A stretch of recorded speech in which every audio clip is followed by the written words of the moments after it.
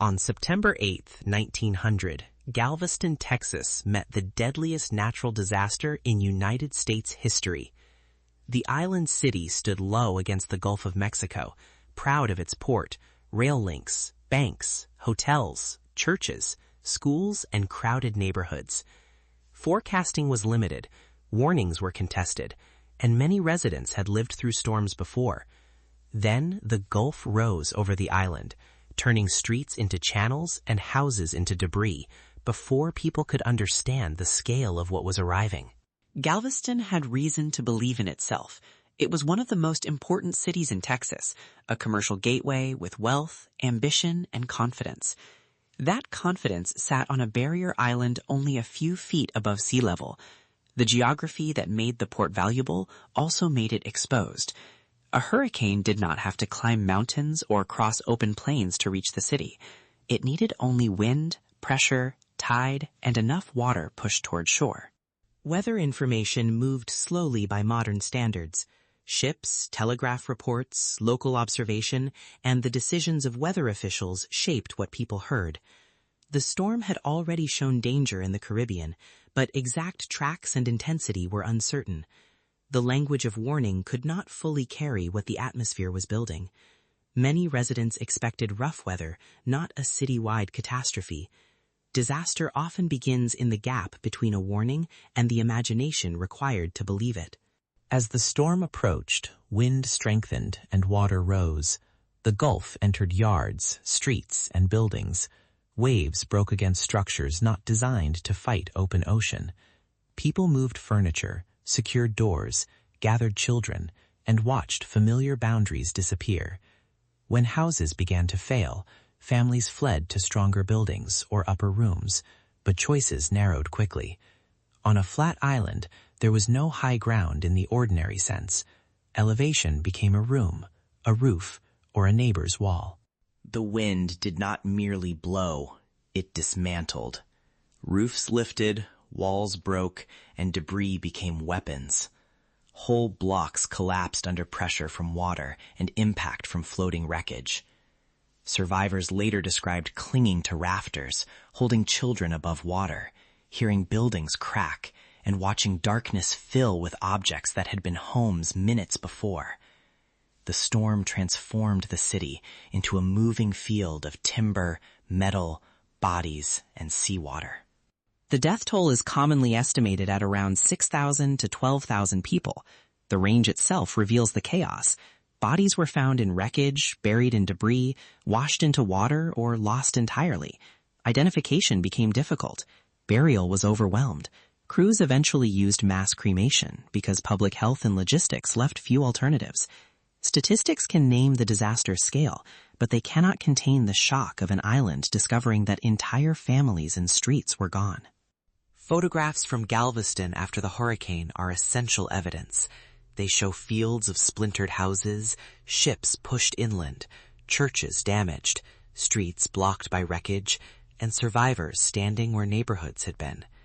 These images are not generic storm scenery. They document a city reduced to fragments, and they show why language struggled after the storm. A photograph of a street filled with lumber may represent dozens of homes, histories, and lives compressed into one frame. The disaster exposed the danger of relying on memory alone. Galveston had experienced storms before, and that experience shaped expectations. But past storms can become misleading teachers if they convince a community that future extremes will remain familiar. The 1900 hurricane exceeded ordinary reference points. It showed that the worst event people remember is not a ceiling. It is only a sample from a longer and more dangerous record that nature has not finished writing. Communication failure also mattered. Warnings had to travel through institutions, personalities, and local judgment. If a message sounds too uncertain, people may discount it. If it sounds too severe, officials may fear panic or disbelief. Galveston demonstrates the hardest problem in disaster communication. A warning must be trusted before the proof arrives, because after proof arrives, evacuation may no longer be possible. The storm punished hesitation with brutal speed. After the hurricane, Galveston faced an almost impossible recovery. Clean water, food, shelter, medicine, sanitation, and transport had to be restored, while grief filled the city. Relief came from outside, but the island still had to clear debris, care for survivors, bury or burn the dead. The most famous response was engineering on a citywide scale. Galveston built a massive seawall and raised much of the city's grade by pumping sand beneath structures. Houses, churches, and public buildings were lifted, while the ground beneath them was elevated. This was not symbolic rebuilding. It was an attempt to change the relationship between the city and the sea. The work remains one of the most dramatic urban flood protection projects in American history. The seawall and grade raising reduced future risk, but they also carried a warning. Protection can save lives, yet it can create new confidence that must be maintained honestly. No wall eliminates the Gulf. No raised street erases storm surge. Engineering buys margin, not immunity. Galveston's response was impressive because it respected that the city had been too low and too exposed. But its deeper lesson is that safety must be renewed with every generation. The hurricane also changed the balance of power along the Texas coast. Houston's inland ship channel and protected location helped it rise as Galveston's dominance weakened. Disasters can redirect economic history. A storm destroys buildings in hours, but it can also shift investment, population, shipping routes, and political attention for decades. Galveston rebuilt, but the old assumption that it would remain the unquestioned gateway of Texas did not fully return. Modern viewers may see the 1900 hurricane as a tragedy from an era before satellites and radar. That is true, but incomplete. Today we have better forecasts, stronger communications, and evacuation tools. Yet coastal cities are larger, infrastructure is complex, and sea level risk is growing. The essential problem remains recognizable. People must decide to act before the most dangerous water arrives, and communities must build for events worse than recent memory. Galveston's archive asks us to look carefully at confidence. The city was prosperous, organized, and experienced with Gulf weather, but none of that changed its elevation. Wealth and civic pride did not lift the island above surge. Familiarity with storms did not make this storm familiar.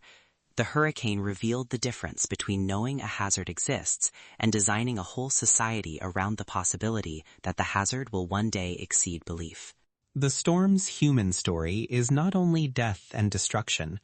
It includes rescue, sheltering neighbors, rebuilding businesses, reopening schools, caring for orphaned children, and choosing to remain on an island marked by loss. Survivors did not become statistics. They became builders of a different Galveston. Their work deserves respect, but respect should not soften the warning. The city survived by accepting that the old city had been dangerously exposed. The 1900 Galveston hurricane endures because it joins weather, geography, warning, memory, engineering, and grief in one overwhelming event. It shows that disaster is rarely a single moment when wind reaches land. It is a chain of exposure built over years, tested in hours, and remembered for generations. The final lesson is severe. The sea does not negotiate with confidence, and a low city must plan for the water before the water writes the plan itself.